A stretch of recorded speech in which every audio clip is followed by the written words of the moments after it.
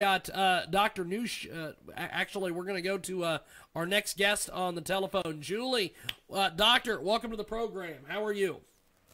I'm doing great, thank you. Give us a little bit on your background, my friend, and then we'll talk about the topic here. Well, I teach history at Eastern Washington University. I teach American history.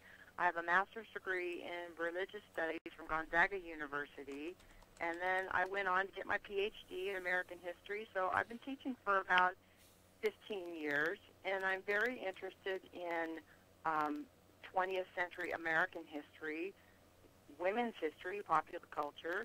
So I wrote my book about Helen Andelin and the fascinating womanhood movement, which a lot of people don't know too much about who Helen Andelin is, but a lot of people know about the women's movement. And Andelin started a counter movement to that. She objected to what the feminists had to say, and so did hundreds of thousands of her followers. And so I call her movement the other women's movement, because a lot of us don't hear about it in college or just in our popular culture. Dr. Julie Neuffer is with us today here on the telephone. She's a college professor, historian, educator, and author of Helen Andelin and the Fascinating Womanhood Movement. This book has sold over 2 million copies in the 60s and the 70s. You can Google the name of Julie Neuffer to get all the great information on this individual. Now, tell us a little bit about the book. What was the writing process for this great book? Well, the writing process. Well, first of all, let me correct you there. Okay. Helen Andelin wrote a book called Fascinating Womanhood. Her book sold 2 million copies. Okay. And yep. I wrote a book. I've apparently Irwin got me the wrong notes here. I apologize. Okay. Go ahead and keep talking, my friend. Keep talking. I wish I had sold 2 million copies, but not yet. So I'm working on that. But I actually was doing my doctoral dissertation work, and I was looking for a good subject, and I was working for a professor as a teaching assistant in a popular culture course, and he held up a book, and it was Fascinating Womanhood. He said in the 1960s, if you want to learn how to be a perfect wife, you could read this book. And I thought, oh my goodness, it was a book that I had been raised reading, like a lot of the young ladies in my very conservative town that I grew up in. And so it was kind of required reading for me and my sisters. But when I moved away from home, I didn't really agree with a lot of it, and had chose not to follow that philosophy. But then when I got into college, I thought, I understand these women. I understand the book. I think I could get a live interview with the founder of the movement and the writer of the book. So I went to my mentor and said, I think I want to do this for my doctoral dissertation. And he said, well, it'd be unpopular, but I think it would be a great subject. So that's how I got started on it. Now, this book is incredibly well written. Tell us a little bit about some of the different processes you went through as far as reviewing and editing and things of that nature. Well, I had to get Andelin to agree to talk with me first. And she was in her 80s. She had long retired from her whirlwind of her public career. She was a celebrity, and so she was living out on a farm out in Missouri.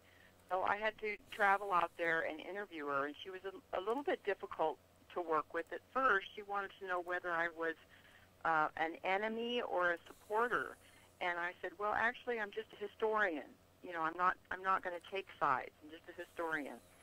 So she was a little suspicious of me at first, but then we became good friends, and she I interviewed her over a 4-year period, and so she confided a lot to me, things that she hadn't even confided to her own family, about how she felt this. She had an epiphany, felt that she had found the answers to happy marriages, and how she felt it was her calling from God to save marriages. And at first she didn't know anything about the feminists. She wrote her book the same year that Betty Friedan wrote The Feminine Mystique, but Helen Andelin had no idea who she was. And then as time went on, they became adversaries, and as they learned more about each other. So we talked all about that. And then I had to go through and read thousands of letters to Andelin from her fans, women who had written to her to tell her their most personal feelings and experiences and how her book had changed their lives.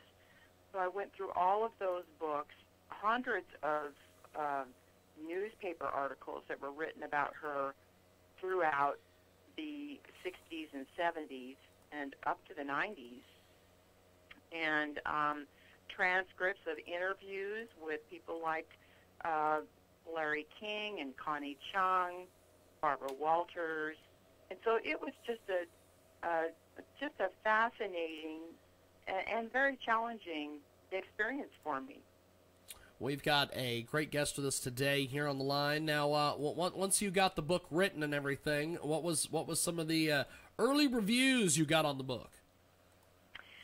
Well, the early reviews from other scholars was that this was a great addition to women's history, because we've all learned about the feminist movement, but we haven't heard the voices of the women who said that they did not want to be liberated. And why would a woman in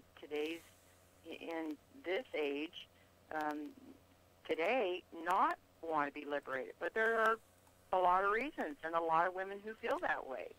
And so some of the response I got was people simply not wanting to discuss this with me because they felt that I was promoting these ideas, and I said, well, don't shoot the messenger. I'm just the historian. I wrote about this event, and I think it's important as an American historian to understand it. But I had a woman come up to me at a author's signing, and she said, well, what's your book about? And I started to talk with her about it, and she said, excuse me, I want nothing to do with you and nothing to do with your book. Wow, holy and I said, well, thank you for sharing.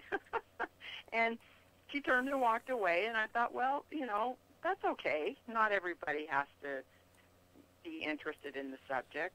But I think sometimes people jump to the conclusion that maybe what I'm trying to do is write a religious book or a book about, a politically conservative book or something, rather than just writing history, a research, a scholarly work on a very important event in American history.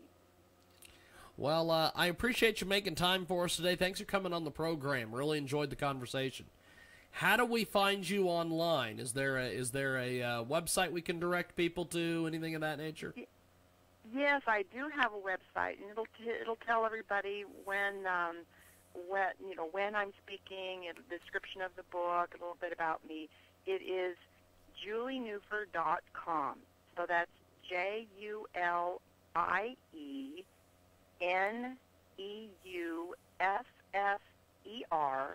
all one word,